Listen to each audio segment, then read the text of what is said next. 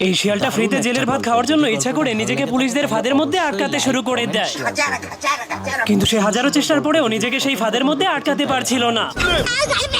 তবুও সে হার না মেনে অনেক কষ্ট করে নিজের লেজটাকে সেই ফাঁদের মধ্যে ঢুকিয়ে দিয়ে মরে যাওয়ার নাটক করতে শুরু করে দেয়।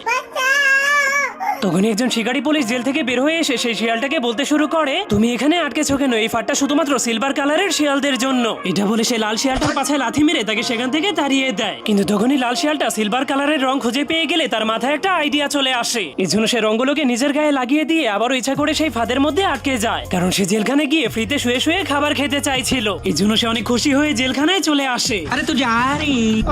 কিন্তু তখনই বাকি সব শিয়ালেরা তাকে বলতে শুরু করে, এখান থেকে পালিয়ে যাও, না হলে পুলিশেরা তোমাকে মেরে ফেলবে। বিশ্বাস করি না। কিন্তু সে ফ্রিতে খাবার খাওয়ার লোভে পড়ে কারো কথাই বিশ্বাস করে না। উল্টো সেই শিয়ালটাকে বলে, তোমার সাহস থাকলে আমাকে এখান থেকে বের করে দেখাও। এই জন্য সেই শিয়ালটা তার দাঁতের সাহায্যে একটা লোহাকে কামড় মেরে চাবি তৈরি করে ফেলে। এরপর 9টা